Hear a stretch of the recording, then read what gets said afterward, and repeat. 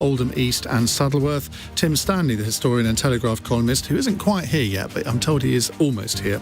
And Daniel Bruce, Chief Executive of Transparency International. They're here to answer your questions. 0345 6060 973 is the number to call. You can text your question to 84850 and you can watch us on Global Player. 0345 6060 973. Tweet at LBC. Text 84850. Cross question with Iain Dale. This is LBC. Well, let's go to our first caller. It's Martin in Doncaster. Hello, Martin. Hi, Iain and panel. Yeah, I'd like to ask, would it cause instability and uncertainty for the country if the Conservatives got rid of Boris Johnson? Andrew Bowie, now you have expressed your disquiet with Boris Johnson, well, certainly before the Ukraine invasion. Did you send a letter in to Sir Graham Brady? No, I didn't. Right. But I think it would cause instability, not just in this country, but actually regarding the situation in Ukraine. I think it would play into Vladimir Putin's hands if Britain was to go down the route of changing leader now. It's at a very pivotal moment in that fight for But we did say 1916 in the middle of the First World War, in 1940 in the Second World War, the Gulf War, Margaret Thatcher. It's not unprecedented. It's not unprecedented, but we're in a very different situation. The world is a very different place, and given that Boris Johnson has been leading the global effort to stand up to Russian aggression in Ukraine, I think it would be an act of folly, frankly, for us to engage in that right now. What we need to be doing is focusing on supporting the government and people of Ukraine, and also focusing on the issues that face us right now in this country. And that's what I believe the Prime Minister is doing right now. I guess you don't, Debbie. I don't agree, no. Not just the reasons that you've given, Iain, as well. I mean, history has shown that during periods of war, there have been changes of leadership. We're not actually at war at the moment. And one could argue that the Prime Minister's tendency for law breaking, both as an individual but also in terms of a head of government has not provided the best example to people like Putin that he can do whatever he wants, walk into a sovereign nation and claim it there as their territory. There is some difference between having to pay a fixed penalty fine and invading a sovereign country and committing war crimes, Debbie. I think to compare the two is slightly crass. Well, my point is that he's not necessarily known for his law-abiding behaviour, and I do not think that this is what the country deserves at this moment in time. The country deserves far better than this. But Andrew's got a point, hasn't he? Because Vladimir Putin has already nicknamed Boris Johnson public enemy number one in Russia. He'd be rather pleased if Boris Johnson went. Mm-hmm. I'm sure that there are a lot of things that Putin has said with rhetorical undertones, but I really do think that we need to look at the type of leaders that we have in the country, and not just in the country but in the world. And surely the rule of law, a rules-based system, is something that we should be saying is really, really important, and the likes of Putin and others who seem that to just ignore that, it's not a good precedent. But Martin's question was, would it cause any instability if we got rid of Boris Johnson right now? I mean, inevitably, if you get rid of a Prime Minister, that does create instability of some sort, doesn't it? It would do, potentially on a temporary basis. But are we saying that seriously? Are we saying that this is all the country has to offer? Somebody that is. You say on a temporary basis. I mean, what would happen if Boris Johnson were to resign or be pushed out right now would be that the Conservative Party would have to engage in a leadership election. And we saw the last time the leadership election for the leadership of this party took place over a period of a month and a half. And I don't think, frankly, that our allies would be very happy. So when is a good time, Andrew? When is a good time? When we have got an absolute chaotic government at the moment. We have got a cost of living crisis which the government seem incapable of dealing with. People are having to decide between heating and eating. Which is exactly the reason that we should be focusing on dealing with those issues and not engaging in a process of navel-gazing and infighting that the Conservative Party would undoubtedly go into, whether they were to go into a leadership election. What about the spring statement? An opportunity for you to have done something, or the Chancellor to have done something about the appalling budget that he was going to introduce. All it was a £1 give back. That's not true. The spring statement unveiled a whole raft of measures in which we were tackling the cost of living crisis. Which was £1 out of the £6 that they cut. The 5 pence cut in fuel duty. £1 in every six. Let's not go back in history too much here. Let's bring our other two panellists in. Daniel Bruce from Transparency International. Again, the question, would it cause instability if we got rid of Boris Johnson? The thing is, if you think about Partygate, on its own, this is something which has been dragging on in the public realm for and will continue months now, and will. And I would contend that is a consequence of instability and chaos in our standards regime, and it's because we're at a point of acute stress for this conventions-based approach to the oversight of behaviour and standards for our elected representatives up to the Prime Minister, for ministers and members of Parliament across the board. And what we would like to see any occupant of number 10 do is take seriously the whole raft of policy recommendations and changes that would put those conventions-based rules at the moment onto a statutory footing, which has been recommended by the Committee on Standards in Public Life, headed by a former head of MI5. These are not just Daniel Bruce's ideas from Transparency International. And actually, if we have a reset of how standards and behaviour are overseen, I think that has to be the step forward that is taken. But we have overseers at the moment, don't we? How would that change anything? We have an independent advisor to the Prime Minister on ministerial standards. And we have the Common Standards Committee. Who is not independent. And there is the Common Standards Committee, but we're talking here, let's talk about the Ministerial Code. The Ministerial Code, there's been a lot of debate about whether or not the Prime Minister willfully misled Parliament under the Ministerial Code. The Ministerial Code also places an obligation on all ministers to obey the law. And so the question that's really troubling me at the moment is, if another minister was found to be, or suspected of being, in breach of the code which is owned by the Prime Minister, the code of which the Prime Minister is the arbiter, could the Prime Minister look that minister in the face and say, I'm terribly sorry, you'll have to resign? Tim Stanley. Hello. Sorry I'm late. No, not at all. I've come from Ukraine. Well, I really have. For those of you who are watching, I've never seen Tim Stanley unshaven before. It's quite a sight. I have come from Ukraine, and I thought I'd better have a shower before I came here. We're so glad you did. I really had to brush off a lot. I think Partygate's ridiculous. You could argue that we've got chaos anyway. And we're going to continue to have chaos because it's out of the hands of Boris Johnson. It's in the hands of the police, Sue Gray, and the opposition, and the media, who will keep on going back to Partygate so long as it's a live story, and it ain't going to go away because there are countless times in which he is alleged to have broken the rules that can be constantly dredged up.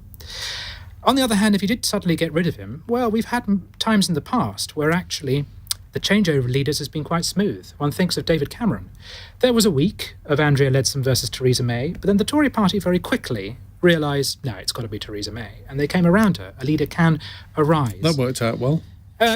She wasn't the best pick, but nonetheless, the point is, as a mechanism, sometimes the Tory party is very good at replacing people like that. But the question was asked, is this really all that politics has got to offer, all the country's got to offer?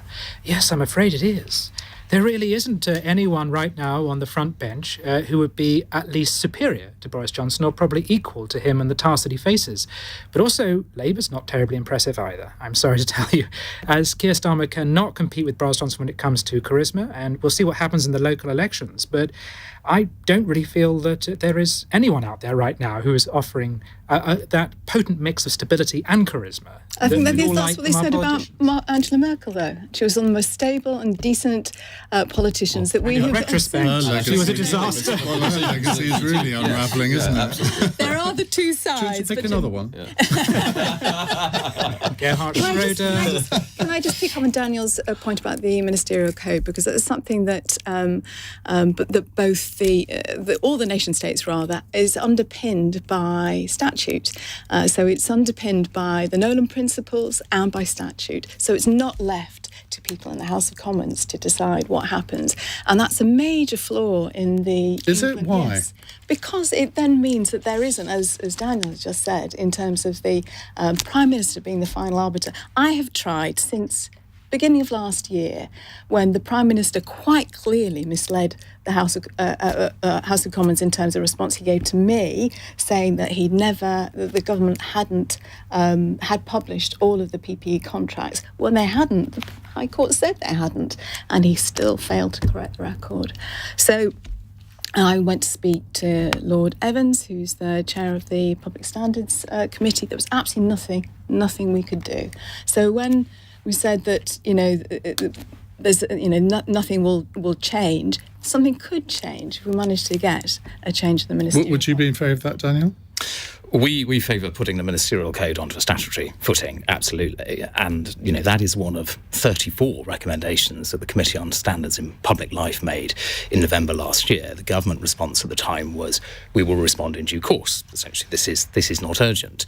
2 days later, we had the Owen Paterson affair in the House of Commons, when apparently suddenly there was an urgent need to reform the oversight of the MP's standards regime. And I would note that, again, Lord Evans and his committee found that was one of the areas less in need of reform that was working more effectively. So there needs to be an evidence-based approach to policy making on these issues around standards and probity at the heart of those who are in the most senior roles in public office.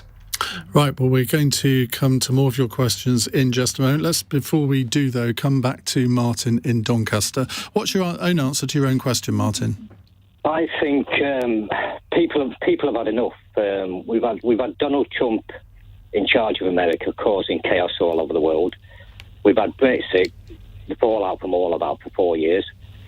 We've had the pandemic, and even though I think Boris Johnson's done a good job with the Ukraine, we deserve a leader, we deserve a Prime Minister who we can trust in the country, and we haven't got it, I think. You want somebody who's a bit dull, don't you?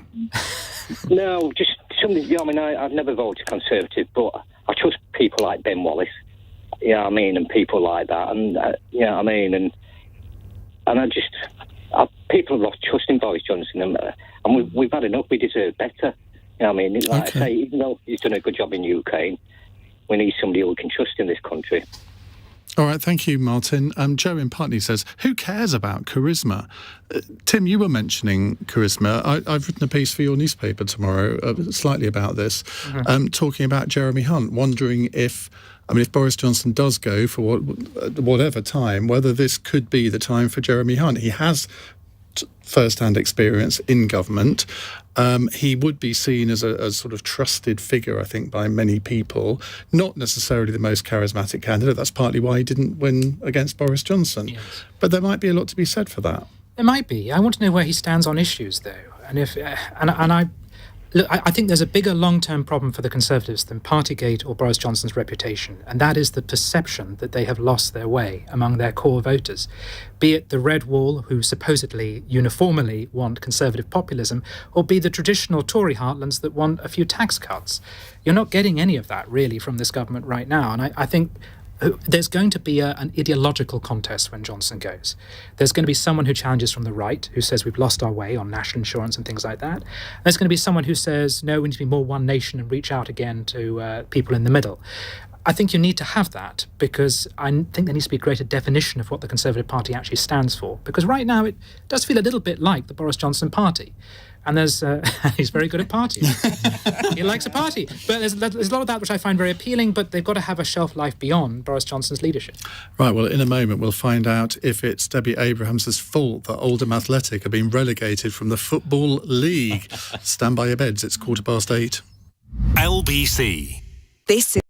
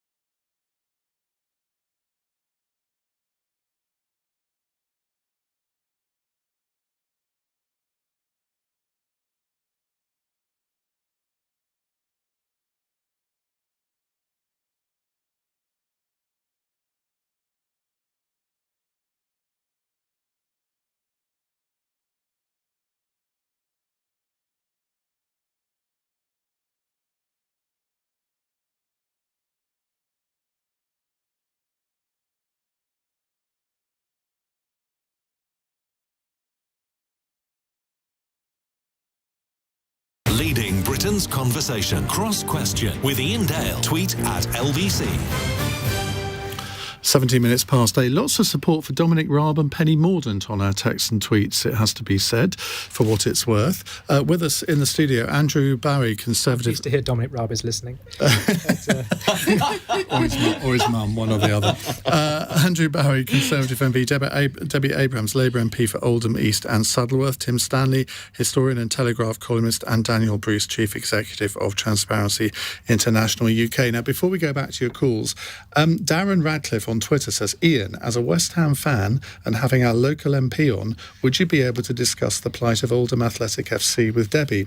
She's expressed solidarity with our fans who now support the first Premier League team to drop down to non-league. Would be good to know what she's done about things. Well, apart from get on the pitch and score a few goals for them, I'm not sure what you can do. No, I've met with both the official supporters a number of times with both Jim and Ange, because obviously the three Oldham MPs. The Boundary Park's actually in Jim's constituency. We have also been working with the council to see, what deals we could do to try and help them in terms of some of the profitability. I asked a question in the statement today, and I was quite forthright. Really, we've got a difficult owner, put it that way. Is that not about to change?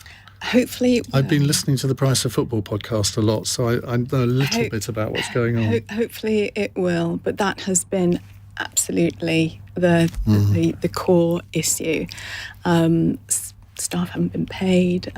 All sorts of very concerning rumours. The official supporters, and then there are another number of offshoots as well who are just desperate. This is, they're so committed to the club, and it really is disappointing. So as much as I do welcome the review, Andrew, to have another white paper after Tracy's done such a grand job with this fan-led review, it's disappointing. It seems to be kicking it further down. Well, they have accepted all of her recommendations, haven't they? I know, but it's going to be... But that's how legislation works. Yeah, you have to have the white paper will be produced. We've accepted all of Tracy's recommendations. I think it's really positive. Not that it will affect my club, who are sitting 4 points off a relegation playoff place in the Scottish Premier League. But I think having more... Who's that? Aberdeen. Right. I think having more fan involvement in the running of clubs is a very, very good thing. Not that I think it will, sadly, that it'll have much impact for the situation that Oldham find themselves in right now. Yeah. They've accepted all of Tracy's recommendations. Tracy, worked incredibly hard to come up with her review, and this is, as Iain says, how legislation works. She did say the same thing in terms of, we would like to push it on a little bit quicker than this, and to make sure that, for example, the white paper is published well before the summer recess. Right. I think we should move on, but I can't let this go without mentioning Oldham's 6-0 victory up against West Ham on that awful plastic pitch that you used to have. Right, let's go to Sophie in Kingston. Sophie, what's your question, please? Oh, hello, Iain. Thank you Hi. for taking my call. Yes, I'm a retired registered nurse, and I've got an old picture of myself as a student nurse sitting in the front row because I was only 5'2", with my knees and legs showing. The whole front row had their knees and legs showing. Outrageous, Sophie. As student nurses in the 1970s. My question is, I'm utterly devastated and deplored at how Angela Rayner has been depicted, and I just want to know the panel's view. Tim Stanley, you're the only full-time, I say full-time journalist, you're a historian as well, so I'll say part-time journalist among us. First of all, are you familiar with this story, having only got back from Ukraine? Oh, they were talking about nothing but. I thought, when I heard that someone was accused of showing off their legs in Parliament, I thought it was Stephen Kinnock. Because he wears these very tight trousers that often ride up his calves. Whenever he stands up to make a point, they're sort of halfway up his legs, and he spends a lot of time trying to pull them down again, and it's incredibly distracting. So I thought it's all about him, but it's not, is it? New one on me. Isn't this an old story? No. I thought this was an old story that's been dredged up again. No, not at all. An anonymous Tory MP briefed the Mail on Sunday that Angela Rayner supposedly puts off Boris Johnson by showing, whatever. But Boris Johnson has said that this is nonsense. It's not come from him. It has to be nonsense. You've stood at the front bench, haven't? Well, both of you have. And I don't think you can actually see the other person below about here. No, but Angela was sitting down, so that was the point. And I know we've just had a bit of a chuckle about how Tim has framed that response, but this is a serious issue. I'm sorry, as the only woman on the panel, I agree with you. This is a really serious issue, and the fact that it's happened in a mainstream media and a newspaper which prides itself on appealing to women. Well, absolutely. It's very, very worrying. I mean, this is, I have to say, not nearly as bad as you get on social media. So this is absolutely horrific. Yeah. I know there's been some calls for the journalist to actually be sacked and so on. What about the editor? Who decided that should go on? It's absolutely shocking. And I think Sophie's absolutely right to be appalled, and everybody across the political divide is disgusted, and it has been condemned. But one of your colleagues briefed the newspaper on this. Yes, and they should be held accountable for doing that. I mean, if it's ever discovered who that individual was. But frankly, I think it's down to all of us who are decent, well-meaning politicians, and everybody in the public sphere to call this out for what it was, and it was gross misogyny, and it shouldn't have happened. It shouldn't have been written about in the way that it was. And I think everybody from the Prime Minister down has, pledged solidarity with Angela Rayner for the way that she's been treated this weekend. But what about the hate crime that should have been? We tried to get through a hate crime, making misogyny a hate crime, and the government refused. Isn't this? It's all warm words and so on. But at the end of the day, half of the population are subjected to this type of behaviour on a daily basis, and it's just, it needs to stop. Yeah, I agree, it needs to stop, and misogyny should be called out wherever it is found to be that in Parliament, be that in any other workplace, and it is right that it has been done so in this case. Daniel Bruce, let me play devil's advocate. Given that you're from Transparency International, presumably you would defend the journalist's right to publish a story when he'd been told this by a Conservative MP. Is it a story, though? Is it really? Well, I think if an elected politician says this sort of thing to a journalist, the journalist could argue, that is a legitimate story. Did said journalists give Angela Rayner the right of reply? I'm not sure that they did. I'm almost loath to kind of be part of the oxygen that's surrounding this piece of commentary because of what it is. But again, I come back to, my earlier points around, I see the Prime Minister's come out very strongly this afternoon to say that, he would deal incredibly firmly with the MP who is behind this if they were to be found out. I refer to my earlier remarks about, how he can do that given the state of the standards regime. Well, quite easy. He could withdraw the whip from the MP if we ever found out who it was, which we won't. But again, we've got to have consistency in the application of standards, and I think this is where the wheels really start to come off the bus. But all of this distracts from the policy agenda, and I say this from a completely apolitical standpoint, as is our organisation's position. But Angela Rayner, along with a whole number of MPs of varying complexions across the House, have been rightfully proponents of the need to change the standards and integrity regime, as I was talking about earlier, and have really owned this issue on a cross-party basis for many months now. And those are the things which are important to our democracy. Those are the sort of things that actually make us the country that we say we are when we're trying to take on Putin's Russia, not journalism about somebody's legs. Debbie, as the only female representative on this panel, have you experienced this sort of misogyny in your political career? I have, unfortunately, yes. I mean, it's a few years ago, but I have. I was alerted to somebody had clipped a video of me in the chamber, and it was not very pleasant, and it was sensationalist, and it was made me feel a little bit creepy that somebody had gone to. So that's the. Do you remember when Jackie Smith first became Home Secretary and she appeared at the dispatch box with a slightly low-cut top on, and she was dubbed by one newspaper, I don't know which one it was, the Minister for Melons. Now, the newspaper did it, presumably, because they thought it was funny. Now, I have to say, I don't think that would happen nowadays. No, I don't think so. You could argue that there's been progress of sorts, but clearly not enough. No, definitely not enough. We think about the stuff that Diane Abbott's been subjected to. It really is, and it's putting women off entering into politics. And it gets back to the point that Daniel's making about what type of country do we want that's and the culture of our politics where our leaders should be the best of us.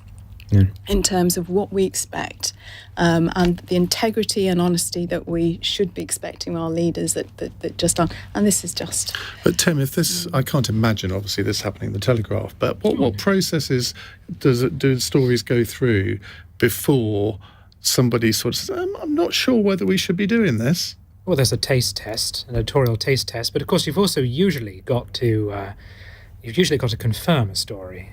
You wouldn't just publish one claim like that. And so I'd be surprised if this... I don't know how this came to be, but I'm surprised this wasn't run by someone else. And as I say, it may well fail the taste test.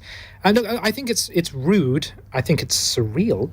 I find the story very hard to sort of process. But what is it we're asking for here? Do you want it to be illegal to publish things like that?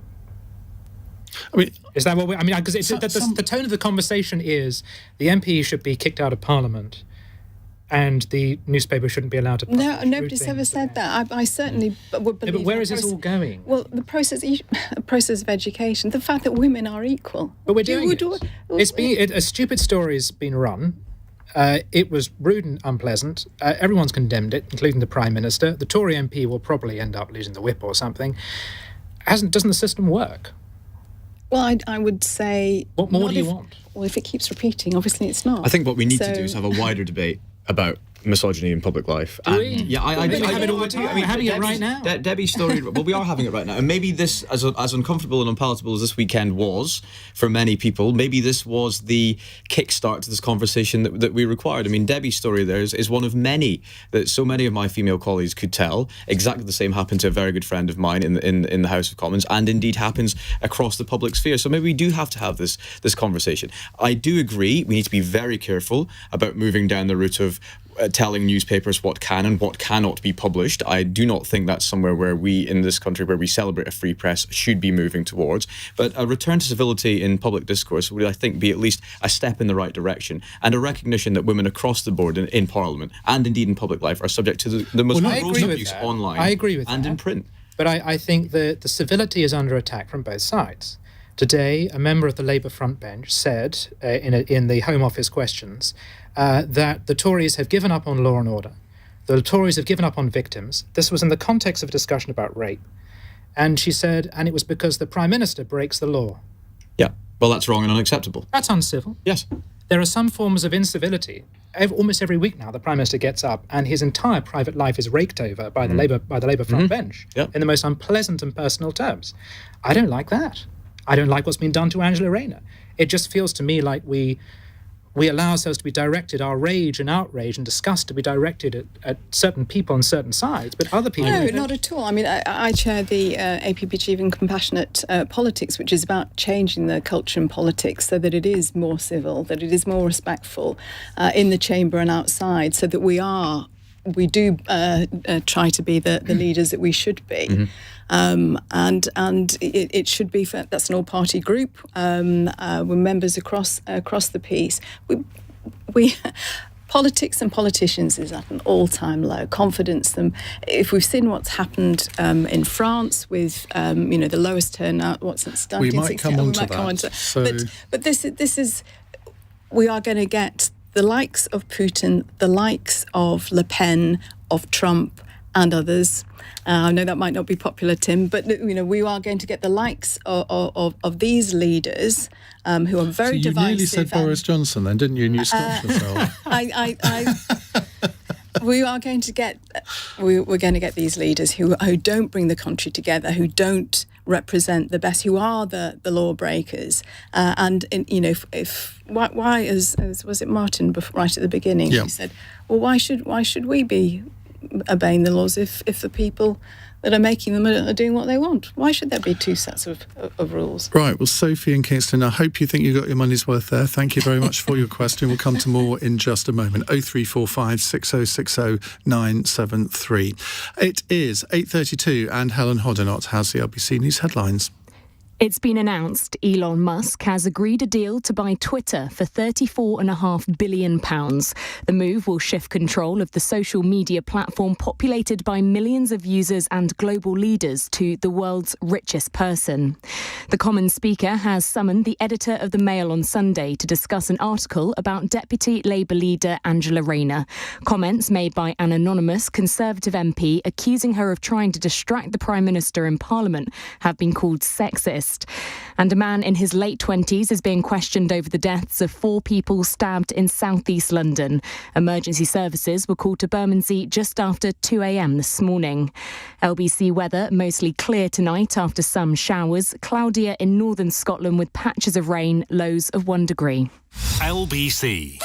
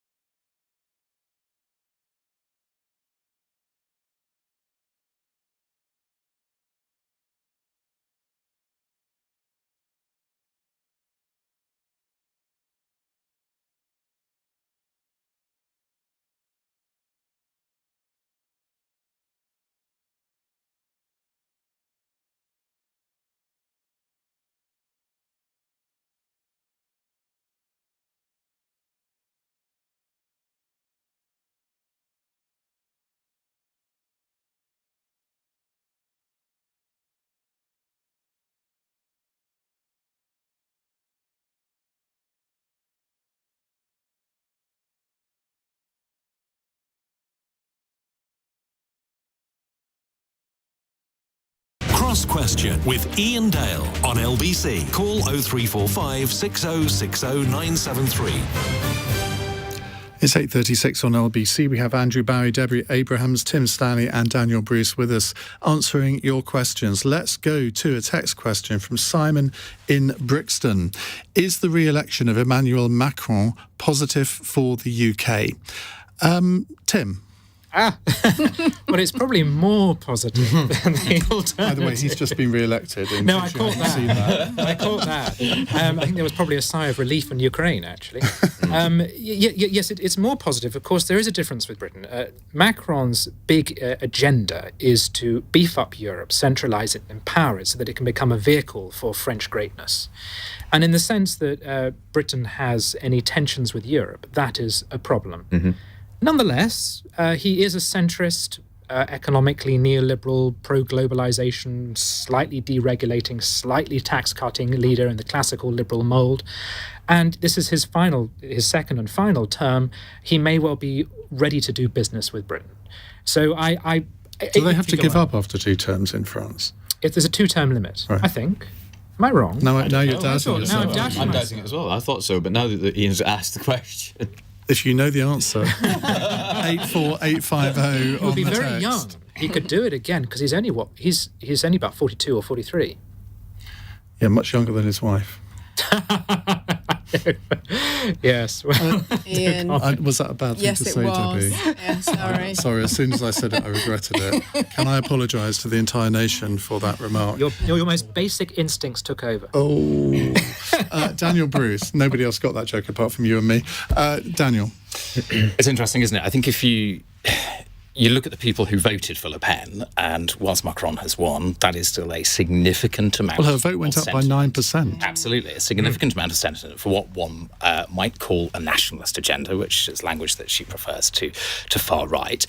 But I think you could justifiably put Le Pen in that sort of bucket of populist, aspiring populist leaders or populist candidates that we've seen in other countries around the world. And I do think that some of the approaches that the evidence is telling us we're seeing elsewhere really underscores the threat that they pose to sort of global stability and democracies. And there is a lot of academic writing around the threat of state capture. And this is often where you have one of these populist regimes gets into power with a perfectly legitimate democratic mandate, and then over time they start to dismantle the checks and balances around electoral law, around the independence of the media, around the sort of transparency and accountability. You're thinking of anyone in particular? Well, actually, look at Brazil, look at Hungary, okay. right? But there are parallels between those narratives, and I think it's just something that we have to be alive to in our political discourse. But aren't all politicians populist to some degree? Because they have to be popular to get elected in the first place. I think one of the things that defines a populist movement is it has a very narrow interest group. So it's often a sort of one or two sort of policy, sort of ultra-nationalist narrative, which is slightly different than wanting to be popular with a wide range of different policies. So there is a bit of a threat there. I'd just like to say on Macron, though, that my colleagues at Transparency International France managed to solicit a commitment in 2017 to an 11-point anti-corruption strategy for France, which he promised to implement. He didn't, and he didn't reply to their messages in this election campaign. So we as a movement were a little disappointed. First rule of candidates: never reply to questionnaires to make commitments. I mean, I'm sure you would never do that, Andrew. Never reply to any questionnaires ever. No, full stop. In terms of the original question, yeah, I think in comparison to Marine Le Pen, as Tim has said, it's a very, it is what it is. It's a much more positive situation than a Marine Le Pen presidency would be in terms of Franco-British relations, which have not been at an all-time high in recent years. That's fair to say. But in terms of somebody that we can do business with, in terms of somebody that recognises the rule of law, the international community that's willing to work with global partners for bigger aims, I think, yeah, on the whole, it is a positive development. Debbie. Yes, no, I'd agree. With everything that's been said, I think his result was really a question. It's not Le Pen, and that's why. But 42% of the French people who voted, I mean, it was a low turnout, as you said, 42% voted for a far-right candidate. Now, if that happened in this country, I mean, that would be the big story, but it isn't. Indeed, and the point that I made earlier, when we were seeing the rise of the populist leaders, and they use very similar tactics in terms of very, very divisive, a nationalist agenda and so on, anti-establishment, anti-rules, and talking about the stability and the instability that this creates, going back to the first question, we cannot underestimate it in terms of the global significance. As I was going to go on to say, it will be interesting to see how his parliamentary elections go next. Is it next week? Next 2 weeks. 2 weeks. So, and I think one of the most under-discussed elements of the entire French election has been the complete collapse in support of the two traditional parties, the Conservatives' sister party, the Republicans, and the Social Democrats over there, who had their worst election results ever in the history of the Fifth Republic, and that's something that's not being discussed, and it'll be very interesting to see how they perform in the Parliament. It's the equivalent of the Conservatives and Labour getting 7% of the vote between them in this country. I mean, that's remarkable. You just can't imagine and it's not being talked about over here. No. It's something that I think is very interesting. Right, let's move on to James in Hitchin, who's got a very, very up-to-the-minute question. James, go ahead. Hello. Good evening. Yes, Elon Musk has now bought Twitter. Is this a good thing for its users? Daniel Bruce, you must know a lot about this. I think it's far too early to tell if it's a good thing for its users, but actually Andrew and I were discussing this outside earlier. I mean, we agree that this is a phenomenally simple transaction for a phenomenally large amount of money for a company whose asset is what? It is data. It is our data. It is the insights into our lives and interests and the way that we spend our money. That is the fundamental asset. We get it for free as its users, which means that we are ultimately the product. So this has all happened very quickly, hasn't it? There's been some sort of toing and froing over the last few weeks and months. And from a regulatory perspective, it just seems worryingly simple that an asset of that sort of globally momentous nature could just change hands so quickly with relatively little oversight. So I think there has to be a debate around that, and there has to be a continuing debate around the relationship, the very difficult relationship between national legislation around the world and the oversight and policing of the digital Wild West.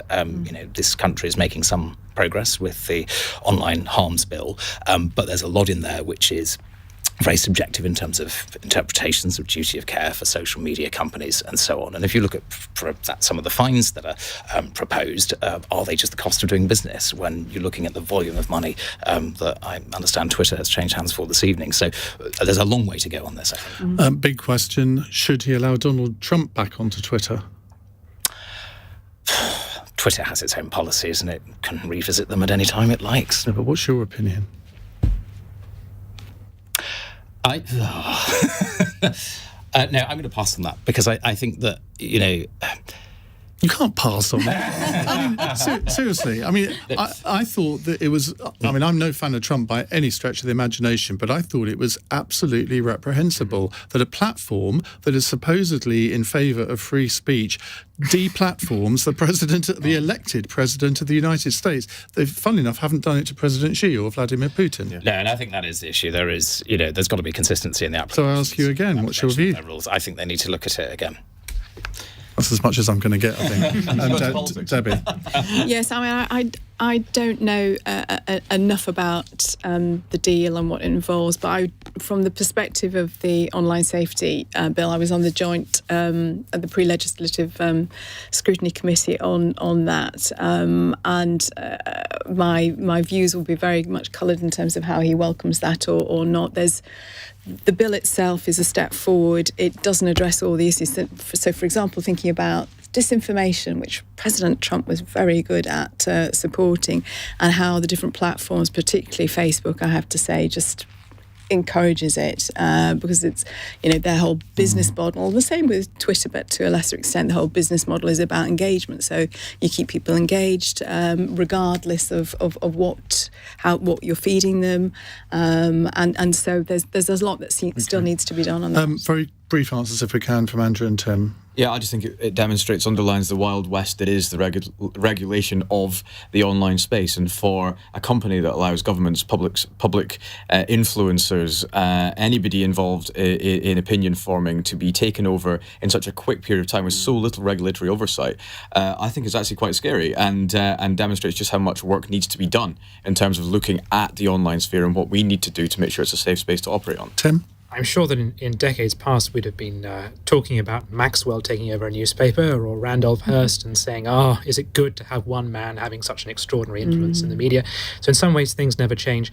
I just think if the figure I've heard, $43 billion, if that's correct, I think that's an astonishing sum of money for a big pile of magic beans. At least those newspapers were print. At least they had plant and they had men who worked in it and men and women who worked in it and things like that. Whereas what are you buying with Twitter? You're buying my tweets. And by the way, it's probably to Donald Trump's advantage not to be on Twitter, because he seems more of a statesman when you can't hear him. than when he tweeted. Good news for you. You were right about Macron only being able to have 2 terms. The French constitution was amended in 2008. It used to be 7 years. Yeah, it did. Yeah, absolutely. It's extraordinary. And a text here from Dan in Galston. He says, "Good evening. Just a quick question for Andrew. Does he still play the violin? He was very good back in the day." Not as often as I'd like. Yes, and I'm not as good as I used to be either. It's 8:47. LBC, Nick Ferrari at breakfast. Weekday mornings from 7. Labour MP and Shadow Chancellor Rachel Reeves joins me now. Do you agree with Jacob Rees-Mogg that staff now, wherever possible, should be back behind their desks? I think there's sort of bullying behaviour from the Brexit minister that says that people have got to be at their desks every day of the week and for every hour. You know, it's very old-fashioned. How is it fair that the cleaners and the security guards turn up, but the bosses don't have to? That can't be right. We've got to get a balance right, and I think that you can attract some really good people if you have a flexible workplace. Nick Ferrari at breakfast. Back tomorrow morning from 7. Listen on your radio and on Global Player. LBC.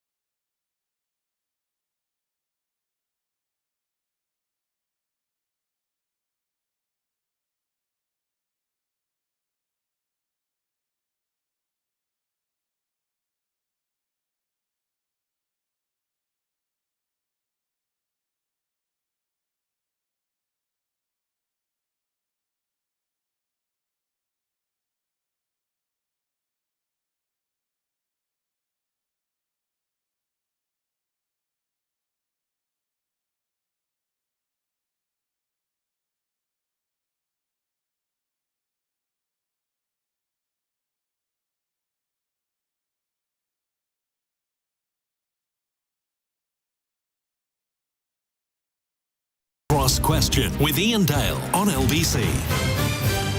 10 to 9, Andrew Bowie, Debbie Abrahams, Tim Stanley and Daniel Bruce with me. Tim, you've just come back from Ukraine. Why were you there in the first place? I always wanted to go when the conflict broke out, and I wanted to go in the early part of it, but then I caught COVID, so I couldn't.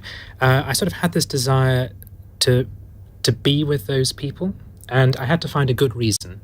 And Easter was the reason, because I don't know much about global politics, but I do know about religion. So I decided to go over the Easter weekend to witness Orthodox and Greek Catholic Easter. And why is their Easter a week behind ours?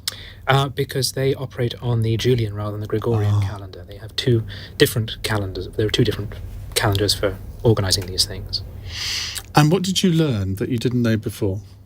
I learned what life is like in wartime, which is a mixture of frightening and banal.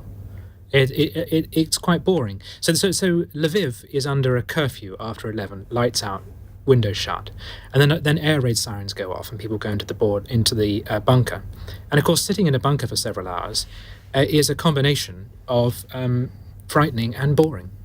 And that's what war is, waiting for the bombs that will hopefully never come. When they do come, moment of grand. And Lviv is seen as one of the safer areas, but there have been attacks, haven't they? There have, on infrastructure. Yeah. So you can pretty safely guess where it is they're going to hit. But I wouldn't put it past Putin if things get much worse to start targeting civilians. Well, as if by magic, we have a question on Ukraine. It's from Kim in Nottingham, who says, Putin bombed some more Ukrainian train stations today. We're just getting used to seeing these things, aren't we? How do we stop ourselves being desensitised to it? It's a really good question, isn't it? Tim? But then people living through it, I wouldn't say are desensitised to it, but it becomes part of normal life. If you think about what life must have been like during the Blitz, it is, as I say, it's that combination of terror and banality that after a while it becomes part. But when you see the pictures on your television screens every night, obviously they're different, but they're the same in some ways. And after a time, it's quite difficult, I think, particularly for TV stations, to try and cover the conflict in a way that will keep the attention of the viewers, because we lose attention very quickly, don't we? Yes, and there can be a temptation to actually go the other way and be hyperbolic and to, for instance, present all of Ukraine, which is an enormous country, as though it's all under constant attack, and it's really not. I mean, the big story in Lviv really isn't military conflict. It's internal displacement and the movement of people. Everyone from the east is moving into Lviv. Much of Lviv has moved out, particularly women and children, into Poland. That's a big humanitarian challenge that the West will eventually have to help with when it comes to reconstruction. So if all your images are coming from the east, I'm not saying that it's a mistake or it's a bad thing, but it can give a misrepresentation of what daily life is like for people living in the western part of the country. Debbie Abrams. Remind me. The question is... How do you not become desensitised? Yeah, exactly. First of all, you don't watch too much of it, so I restrict myself to one broadcast news a day. Otherwise, it becomes too much, and that's all you think. You go to bed thinking about it, you wake up thinking about it, and that can affect people in a negative way and almost prevent you from acting. We've been really lucky, and loads of people in Oldham and Saddleworth have offered providing accommodation for Ukrainians and other refugees, such as from Afghanistan as well. But it's with all wars. We've still got Afghanistan, we've still got Yemen, we've still got Syria. So there's this phenomenon now that's being described as war anxiety, where the more you see, the more you fear that it's going to come to you. Yeah. And particularly there was all of these sort of thoughts earlier on in the conflict that Putin might use the nuclear button. And I think people were getting very anxious about that happening with this country. Daniel? I think look at what you can do. It's been really inspiring, hasn't it, to see all of the sort of community organisation that we've seen in the UK in response to this. And politically, there's more that we can do too. We were really pleased that the government moved ahead with the Economic Crime Act, which has some essential tools to deal with dirty Russian money connected to the Kremlin, connected to corruption in Russia here in the UK. That still needs to go further with a second outing of that bill, which will deal with, for example, the use and abuse of companies' house, where the minute I could set up a company, call myself Mickey Mouse and say that my birthday was next September, nobody would check that information, and that's become a real conduit for Russian money connected to the Kremlin finding its way into the economy. So we've got more still to do here, and these can sound like terribly technical legislative things, but actually, if you care, write to your elected representatives about this, ask them what they're going to do about it, keep the momentum up that we had around the economic sanctions, as well as the sort of military assistance as well, and that I think needs to come from individuals as well as our political leaders. Andrew? Yeah, I think it's dreadfully sad, but the nature of these conflicts is that people do become desensitised, and it does drop out of the news. We saw it with Vietnam in the 70s, and more recently we saw it with Iraq and Afghanistan, even when we had troops from this country dying on the front line. It wasn't in the news, and it wasn't being discussed by the British people in a way that it probably should have been. And we are, of course, seeing that now in Ukraine, and that's where our role as representatives, as elected representatives, comes into play, because it's up to us to make sure that we continue to talk about it in Parliament, that the issues that are being raised by Putin's blatant breach of international laws continues to be discussed, and that we keep the pressure on the international community to maintain their pressure on Vladimir Putin and their support for the Ukrainian government and the Ukrainian people, because it is just sadly the nature of these things that it does drop down the news agenda and people do become desensitized. So we've got work to do in the weeks and months to come to ensure that in Parliament at least we are still focused on this, and therefore the government's focus is still very much on doing what it can to support the Ukrainian people. Right, final question from Carol in Richmond. Are you on Team Jacob or Team Nadine? Is Jacob Rees, there's a choice for you, is Jacob Rees-Mogg right to be intimidating civil servants into getting back into the office? He's been leaving little notes on their desks, only 3 apparently. Or is Nadine Dorries right that he's being Dickensian? Andrew. I had a feeling you might come to me first. I actually side with Nadine on this one. I wouldn't go as far as to call Jacob Dickensian, although he would probably take that as a compliment. I think, too modern. Quite. I think that we've now moved into this period that people are just much more expecting to be able to work in a much more flexible way. I think for young people getting started, that an office environment is a really good thing. And from an office environment, great ideas come. Bouncing ideas off of each other, talking at the water cooler, whatever it is. I think it's a really good place, especially if you're just getting into the world of work. But we are now in a sphere where people expect to be able to do, if they can, work from home on certain days of the week. So I think we've got to accept that. But I think the point that Jacob is making is that in a lot of government departments, it's no days a week that they're spending in the office. Yeah, and look, it's for that own individual department, as it is for each company to make the decision based on essentially productivity and value for, in our case, taxpayers' money. All right, Debbie? So I wouldn't put myself in Team Jacob or Nadine, but the principle... I'm going to force you to. The principle that working lives are changing has to be accepted. All the pandemic did is fast forward this, and we just need to learn. If people are doing the job that they're meant to do, then I don't see a problem about when and where they work. So you are on Team Nadine? The real issue is about this power imbalance, which I think is very much where Jacob comes from. This is about, this is the old school approach of having power over your employees, which I think is very distasteful. Okay. Daniel. Well, I'd be in very big trouble with my superiors if I aligned myself with a politician of any stripe.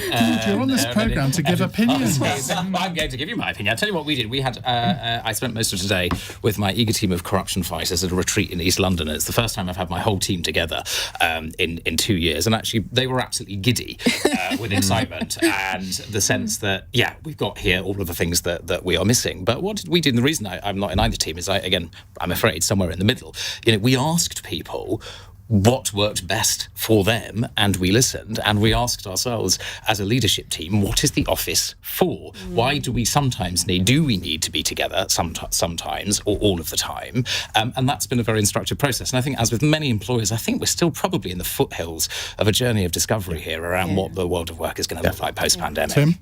The thing to do if someone leaves a note on your desk saying, I came by and you weren't here, is to wait until that person themselves is out of their office and then leave a note on their desk saying, I got your note, but you weren't here. I'm a hypocrite on this because I've always tried to stay away from offices because I like the freedom to be able to just go and do stuff like I've done for the last few days. But equally, the thing with civil servants is I'm paying for them, so I want them to be miserable. I want to know they're working back-breaking hours on my behalf. And the idea of them being at home, that's what I should be doing. And you will be. Yeah. Right, our fun text question at the end from Caleb in Leeds. Pubs are going to be allowed to stay open for an extra 2 hours for the Platinum Jubilee. How will your panel be celebrating that momentous day for the Queen? Right, that's enough time you've got to think about it. Daniel. I can tell you exactly where I should be. I should be on the village green in the village that we have recently moved to, which requires a village collective to mow the green because it doesn't belong to anybody, and there are extensive plans to make the most of the arrangements on the green for the Platinum Jubilee. And play cricket, hopefully. You can't get much more English than that. Quite possibly. If it was me, it would be very badly played, but yes. Tim. I cannot think of a witty answer. All I can say is that I'm very glad I don't live in a country like North Korea where I'm expected to celebrate anyone or anything, and that's one of the things I've always liked about our royal family. It's a sort of it's something people nationally enjoy, but it's also private and privatized, and I'm sure I wouldn't be doing anything special because that's not expected of me, and she wouldn't expect me to do it. And if I turned up on her door with a bottle of wine, she wouldn't like that either. I don't know. It's possible. Debbie?